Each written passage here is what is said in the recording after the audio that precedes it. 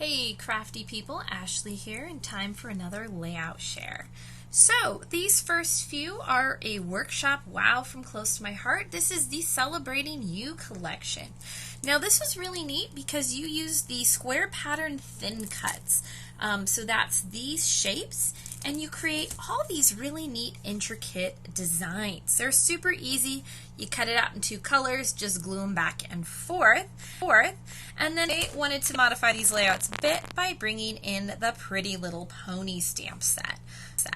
So first workshop, or first layout was a single, and then I have a couple. 2-page. Just simply alternating which one. How cute that is.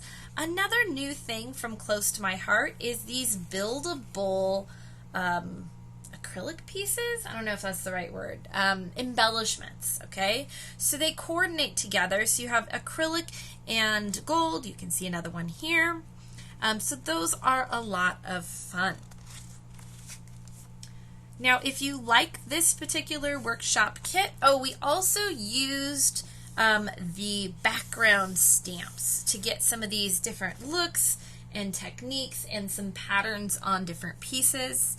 So you can see how a combination of holes and quarters of those squares create such gorgeous patterns. Again, bringing in some of those pony stamps to coordinate better with my layout. So it was a special treat for my husband. I got him to go see a pony because he always jokes how much he loves ponies. So again, you can see those cute little ponies. Those are just colored with the tri-blend markers. You can see some of our sparkle. Again, those 4 pieces. You can see this is actually done with some stamping, so pattern paper versus stamping. And again, these are those buildable embellishments. How cute, doing 3 titles. If you like this workshop, you can simply go to my website, click More, Workshop Guides, and it is the Celebrating You, and you can see the guide there, or you can leave me a comment. So next up is the Fabulous collection. So I'm still going to be doing a couple more layouts from this, but this is the stamp set that I was using.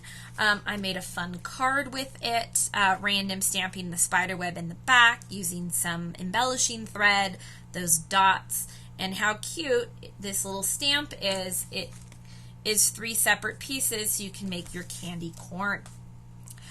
The workshop, which I am going to be running live, makes 12 pouches, so that's 3 of each of these, and they are perfect for sneaking in your little candy treat. So I'm going to give these away to my coworkers with Kit Kats in them, telling them to take a break this Halloween, because I think I'm punny. All right, but how cute are these? Super easy to do, but you do want a strong adhesive so it keeps those pouches together. I like the red line tape for those.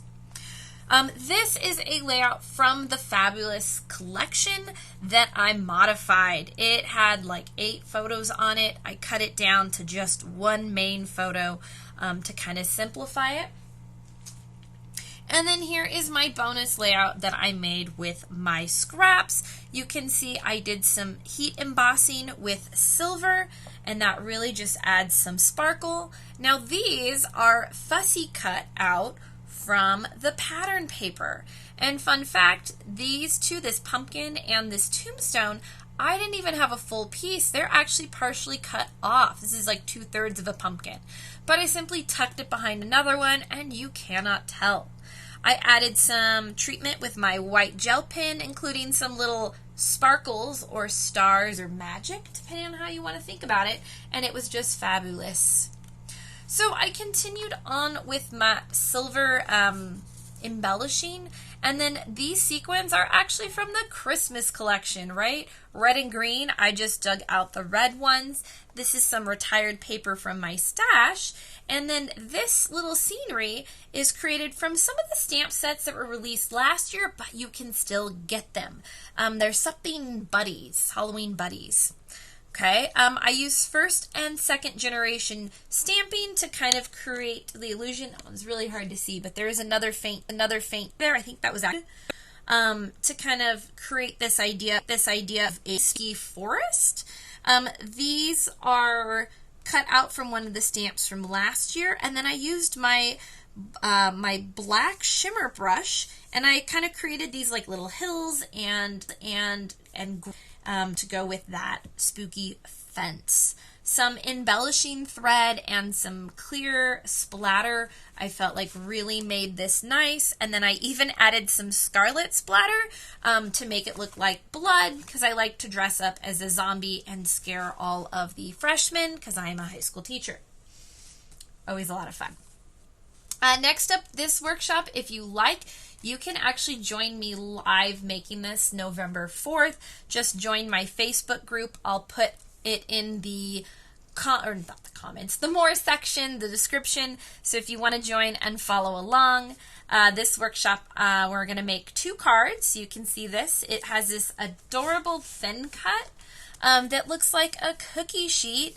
And then it's got these like gingerbread style cookies and frosting and these great titles. So this one, I'm super excited. I'm a big cooker and baker, so this is fun. So you can see the 2 cards. One thing is I always like to add a cute little stamp to my envelopes, and then I'll keep them together. I think it just adds a little something, especially if you do mail these out. When you get it in the mail, I don't know, it just makes it special. Okay, so this workshop is all about using your watercolors. So if you've never played with watercolors, this is kind of a good way to get your feet wet. We're going to be using some splattering techniques. We're going to use brushing techniques. We're going to do dotting techniques, coloring behind images. And how fun is this grid layout? Super cute, super cute. Especially with little scraps, this is an easy one that you can duplicate. Next one, for watercolor text highlight, we stamped in mocha ink. Okay. And then we also sponged some white watercolor behind on our paper, and that kind of helps make this pop and show up a little bit better. We're using some stamping with that cute little frosting, and then also even coloring in images with our watercolors. So, and then just how cute is this? I thought this was the perfect photo. He's not licking the bowl, but he is licking the little cookie stylus we use for decorating all of our Christmas cookies. And then next layout is one cute cookie, some more watering color techniques, adding some watercolors in various spots, building those cute clusters, and I love these little dots all over the page. It really adds a lot. Popping some stuff up with that dimension really adds a lot to your layouts. And then one is a bonus layout that I created. So again, I'm using that Life is Short, Lick the Bowl. I went over that with a red shimmer brush. Can you see it kind of sparkle? And then I also did some splatters to kind of tie that in together. And then edging in the brush also. And then this is fun. I took the gingerbread cookies, or the cookie cutouts, and I did them in toffee, and I white heat embossed them so they look like frosted gingerbread cookies. So I thought that was really fun to do. And then a tip, whenever you have frosting that you want it to look white, this also would include like whipped cream. If you're doing like a Starbucks image, then you want to add your accent in yellow. Okay, so that light yellow gives it just enough to look like white frosting, and it doesn't look like it's a not colored in image. And then I added some of the gray to the tip and to the bag just to add it some dimension to it. All right. Hope you enjoyed, and as always, you guys, craft on.